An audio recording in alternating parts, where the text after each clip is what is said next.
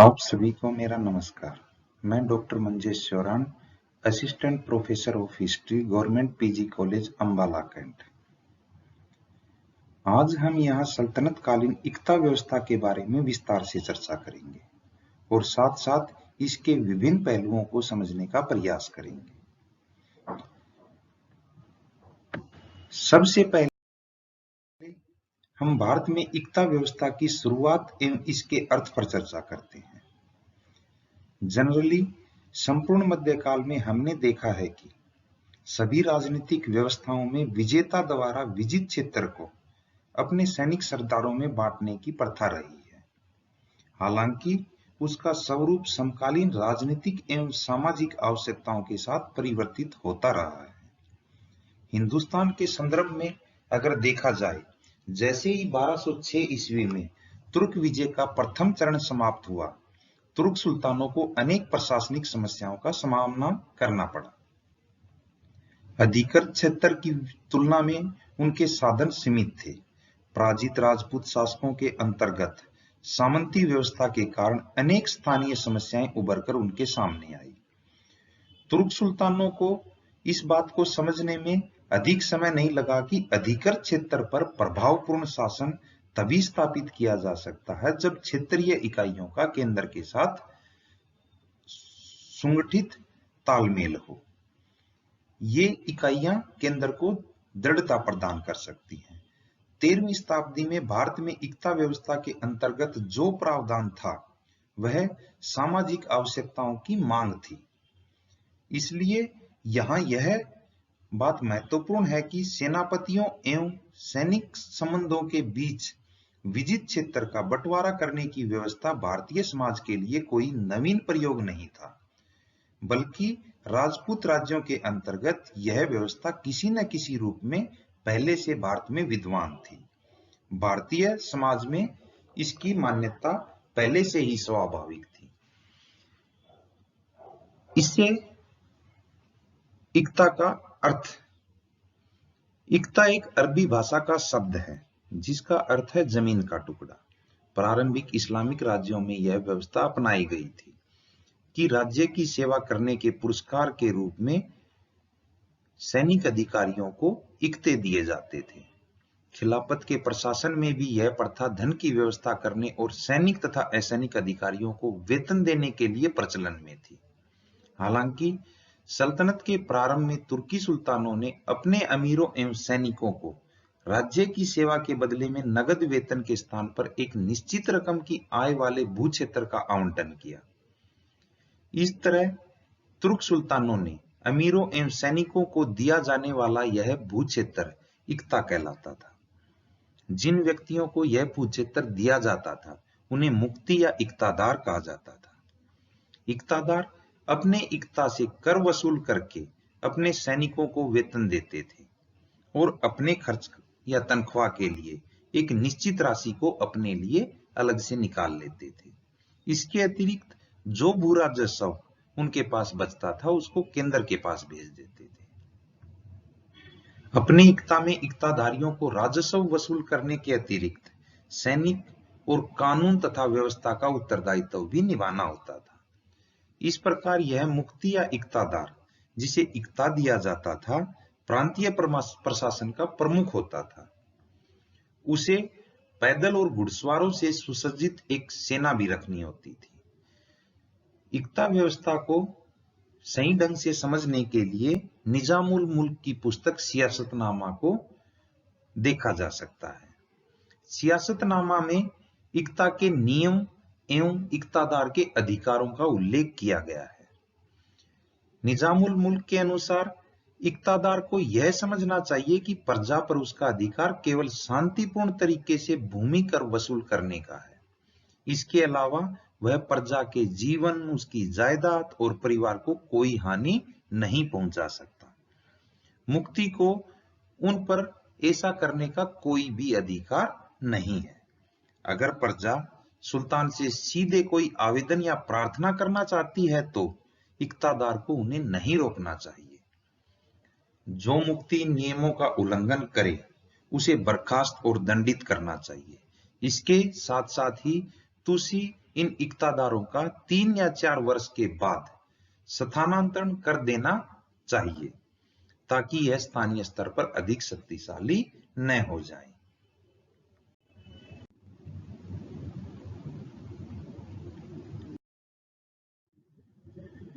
भारत में इक्ता व्यवस्था को लागू करने के पीछे विभिन्न उद्देश्य रहे हैं। इन उद्देश्यों को निम्न हेडिंग के माध्यम से समझा जा सकता है।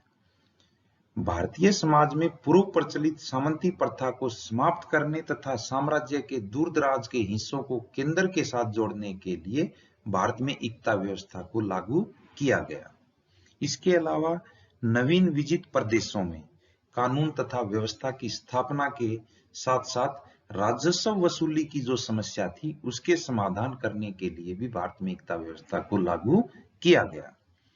कुछ विद्वानों का मानना है कि सल्तनत के प्रारंभिक काल में मुद्रा प्रणाली में स्थिरता नहीं आ पाई थी, इसलिए राज्य की सेवा में लगे अधिकारियों को वेतन अदा करने के लिए इक्ता व्यवस्था को स्थापित किया गया। उस समय पर जो इक्ता दिए जाते थे वो मुख्यतः 2 प्रकार के होते थे, छोटे इक्ता तथा बड़े इक्ता। हालांकि इन दोनों को इक्ता नाम से ही संबोधित किया जाता था और गुणों के आधार पर इन दोनों इक्ताओं में कोई ज्यादा भिन्नता भी नहीं थी। ऐसा प्रतीत होता है कि छोटे इक्ता दोआब के क्षेत्र में 2000 तुर्क सैनिकों को प्रदान किए गए थे, जिनका केंद्र के प्रति न तो कोई प्रशासनिक उत्तरदायित्व था और न ही केंद्र के खजाने पर इनको वेतन के रूप में देने के लिए कोई अतिरिक्त भार था। अपनी सैनिक सेवा के बदले छोटे इक्तादारों को इन क्षेत्रों में राजस्व वसूल करने का अधिकार प्रदान कर दिया गया था। इनको बड़े इक्ता प्रमुख व्यक्तियों को प्रदान किए गए थे, जो प्रशासनिक उत्तरदायित्व भी रखते थे। अपने क्षेत्र में शांति व्यवस्था के अतिरिक्त आवश्यकता के समय केंद्र को सैनिक सहायता प्रदान करने की भी अपेक्षा की जाती थी। इस प्रकार हमने देखा कि जो छोटे इक्ता जो दोआब के क्षेत्र में दिए गए थे, वहां पर उन इक्तादारों को सिर्फ उन इक्ता से भू राजस्व वसूल करने का ही अधिकार होता था, उनके ऊपर प्रशासनिक कोई भी उत्तरदायित्व नहीं होता था। जबकि बड़े इक्तादार को भू राजस्व एकत्रित करने के साथ साथ अपने अधीन क्षेत्र के का जो इक्ता होता था उसमें कानून एवं व्यवस्था को भी बनाए रखना होता था।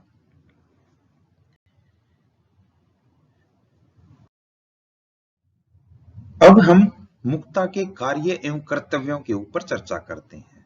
मुक्ता लोगों का पहला कर्तव्य सुल्तान की सेवा के लिए हर समय तैयार रहने वाले सैनिकों की एक टुकड़ी रखना होता था और उनसे अपेक्षा की जाती थी कि जब भी सुल्तान के द्वारा डिमांड प्रस्तुत की जाएगी वो अपनी सैनिक टुकड़ी के साथ हमेशा तत्पर रहेंगे। इसके साथ साथ अपने क्षेत्र में संपूर्ण आंतरिक प्रशासन का निरीक्षण करना भी इन इक्तादारों का उत्तरदायित्व था। अपने क्षेत्र में कानून व्यवस्था बनाए रखने के लिए अपने अधीन ये एक सैनिक टुकड़ी भी रखते थे, जिससे वे लोगों के जान माल की रक्षा कर सकें।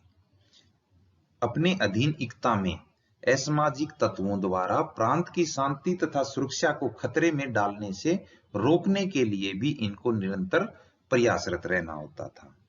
इसके अलावा इक्तादार अपने अधीन इक्ते में आंतरिक व्यापार को भी प्रोत्साहन देते थे। धार्मिक तथा विद्वान व्यक्तियों को कर मुक्त भूमि प्रदान करना भी इन इक्तादारों का कर्तव्य था। हिंदू सामंतों तथा विदेशी आक्रमणों के विरुद्ध युद्ध करना भी इन इक्तादारों का एक कर्तव्य समझा जाता था। इक्तादार की अपने अधीन जो इक्ता होता था उसमें कितने समय के लिए इनको नियुक्त किया जाता था, इसके संबंध में कोई एक निश्चित नियम नहीं था। इस संबंध में हमें सबसे सही जानकारी सियासतनामा के लेखक निजामुल मुल्क तुसी के ग्रंथ सियासतनामा से मिलती है। उनके अनुसार मुक्ता का कार्यकाल 3 वर्ष से अधिक नहीं होना चाहिए। तुसी ने इस पर बल दिया कि मुक्ता को प्रत्येक 2 या 3 वर्षों में स्थानांतरित कर दिया जाना चाहिए, अन्यथा वे अत्यधिक शक्तिशाली हो सकते हैं। समकालीन जरूरतों परिवर्तनों के साथ दिल्ली के प्रारंभिक सुल्तानों ने इसी प्रथा का अनुसरण किया और इस काल में इक्तादार पर नियुक्ति की औसत अवधि 3 से 4 वर्षों के बीच रखी गई और इस नीति का दिल्ली सल्तनत के लगभग हर सुल्तान ने पालन किया। हालांकि फिरोज शाह तुगलक के शासनकाल में इक्ता स्थानांतरण की प्रथा कमजोर होने लगी और मुक्ता लोगों का पदाधिकार वंशानुगत होने लगा अथवा पिता के बाद पुत्र को इक्ता को प्रदान कर दिया जाता था। समय समय पर इक्ता प्रणाली में दिल्ली के सुल्तानों के द्वारा विभिन्न परिवर्तन भी किए गए, जिससे कि इक्ता व्यवस्था को सुचारू रूप से लागू किया जा सके और इसकी कार्य प्रणाली को अधिक उपयोगी बनाया जा सके। बलबन का राज्यारोहण 1266 ईस्वी में हुआ। तब तक इस इक्ता प्रणाली में काफी कमियां आ चुकी थी और ये दूषित हो गई थी। दिल्ली सल्तनत का वह पहला शासक था जिसने इक्ता प्रणाली में सुधार किया। बलबन द्वारा इक्ता प्रणाली में किए गए निम्नलिखित सुधार उल्लेखनीय है। पुराने सुल्तानों द्वारा दिए गए इक्ते छीनकर इक्तों को व्यक्तिगत आर्थिक आवश्यकता के अनुसार नए सिरे से बांटा गया। मुख्यतः इस संबंध में बलबन का मानना था कि मुक्ताओं के वंशानुगत अधिकार के प्रति राज्य का जो दृष्टिकोण है वो अलग था। किसके अधीन? बलबन के अधीन। बलबन का कहना था कि ये इक्ता सैनिक सेवा के बदले प्रदान किए गए हैं। इस तरह जब भी इक्तादार शाही सेवा का पालन करे तब तक ही वह इक्ता का अधिकारी है। संभवतः इक्तादार वंशानुगत अधिकार के प्रति सेल्जुक परंपरा से प्रेरित थे, किंतु बलबन इक्ताओं के संबंध में इस परंपरा को मानने को तैयार नहीं था। समकालीन इतिहासकार बर्नी के अनुसार सुल्तान बलबन ने इक्तादारों को 3 श्रेणियों में विभाजित कर दिया। प्रथम श्रेणी में उन इक्तादार लोगों को रखा गया जो पूर्णतः वृद्ध तथा निर्बल हो चुके थे एवं युद्ध के योग्य नहीं रहे थे। उनके लिए 40 से 50 टन का वजीफा निश्चित किया गया। उनके गांव को खालसा में सम्मिलित कर दिया गया। एवं जो दूसरी श्रेणी बलबन ने बनाई वो उन इक्तादारों की थी जो जवान और युवक थे। उनका वेतन उनकी योग्यता अनुसार निश्चित किया गया और आज्ञा दी गई कि द्वितीय श्रेणी के लोगों के पास जो गांव हैं उनके कर में से उनका वेतन निकालकर जो शेष बचता है उसे प्रत्येक वर्ष दीवान द्वारा वसूल करके शाही का खजाने में भेज दिया जाए, परंतु उनके गांव जब्त न किए जाएं। तीसरी श्रेणी में बलबन ने अनाथ बच्चे तथा वो लोग सम्मिलित किए जिनके पास गांव थे और वो अपने दासों के द्वारा घोड़े, अस्त्र शस्त्र आदि जो कुछ भी हो सकता था दीवाने अर्ज में सुल्तान के सामने पेश कर देते थे।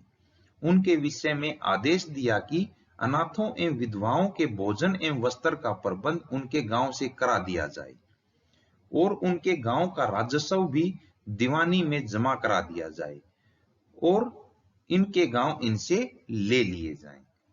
बलबन के इन आदेशों ने अमीरों के लिए दयनीय स्थिति पैदा कर दी तथा अंततः दिल्ली के कोतवाल फखरुद्दीन को हस्तक्षेप इन इक्तादारों के संबंध में करना पड़ा। फखरुद्दीन के बीच बचाव के कारण बलबन ने इन इक्तादारों को कुछ रियायतें दी, किंतु वंशानुगत का सिद्धांत जो बलबन ने पूर्णतः आविष्कार कर दिया। साथ ही इक्तादार के क्रियाकलापों पर निगाह रखने के लिए एक ख्वाजा नाम के अधिकारी की नियुक्ति भी कर दी। बलबन के अलावा उसके उत्तराधिकारी शासकों, खिलजी शासकों, तुगलक शासकों और लोधी काल में भी इक्ता व्यवस्था के अंदर बहुत सारे परिवर्तन समय के जरूरत के अनुसार किए गए। तुगलक शासक मोहम्मद बिन तुगलक ने इक्ता के राजस्व को एकत्रित करने का अधिकार ठेके पर दिए जाने की प्रथा का आरंभ कर दिया।